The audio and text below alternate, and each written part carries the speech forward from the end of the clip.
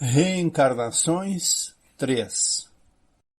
Tomemos a questão sob um outro ponto de vista, deixando de lado o ensinamento dos espíritos para analisá-la unicamente como estudo filosófico.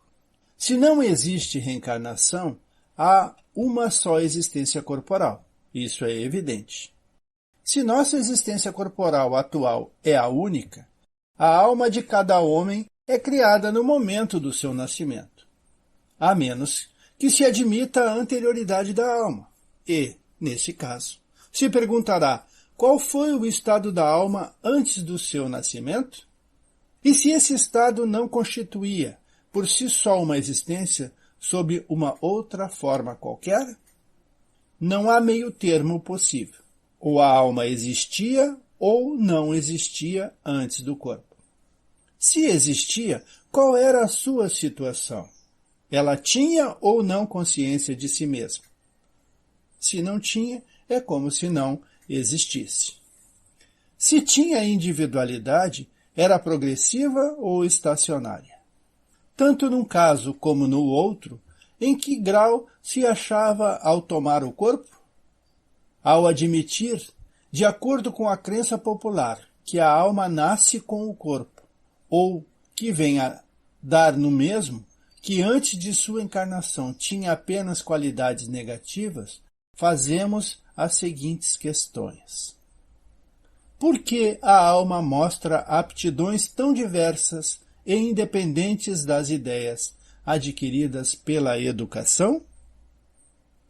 De onde vem a aptidão extranormal de certas crianças de tenra idade para determinadas artes ou ciência, enquanto outras permanecem inferiores ou medíocres por toda a vida? De onde vem, em uns, as ideias inatas ou intuitivas que não existem em outros?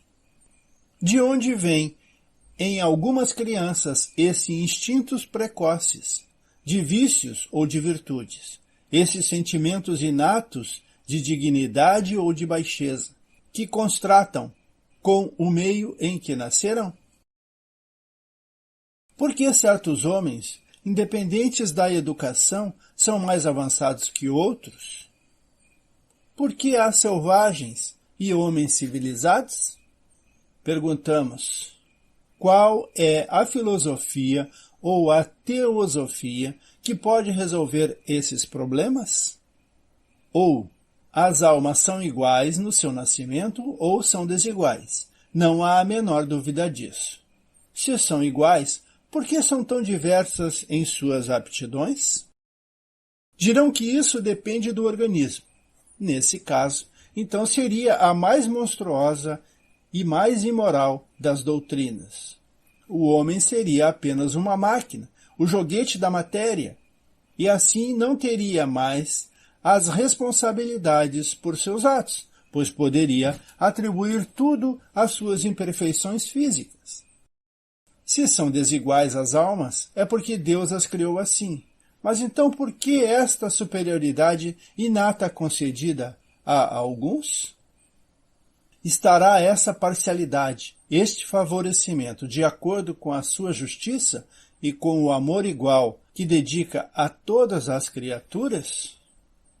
Depois de tantas questões, vamos refletir. Admitamos uma sucessão de existências anteriores, progressivas para cada alma, e tudo estará claramente explicado. Os homens trazem ao nascer a intuição do que adquiriram em existências anteriores. São mais ou menos avançados de acordo com o número de existências por que passaram, conforme estejam mais ou menos distante do ponto de partida. Exatamente como numa reunião de indivíduos de todas as idades, em que cada um terá um desenvolvimento proporcional ao número de anos que tiver vivido.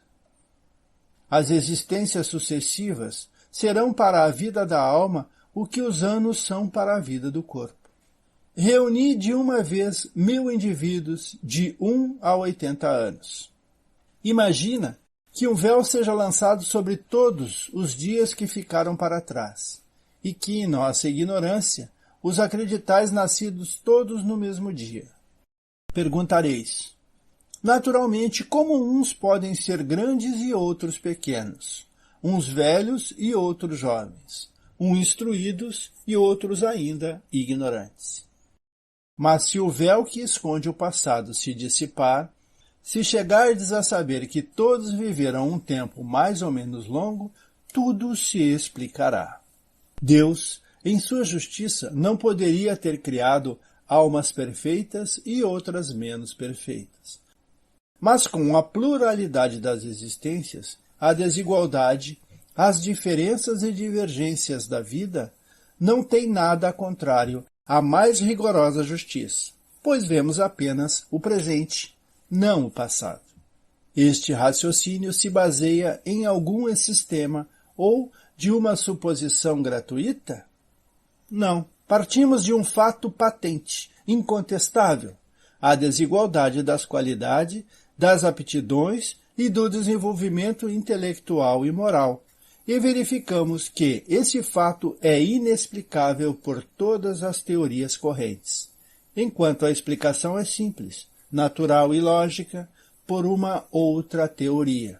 É racional preferir as que não explicam aquela que explica? Acabamos de avaliar as condições da alma quanto ao passado e ao presente. No próximo vídeo, avaliaremos quanto ao futuro.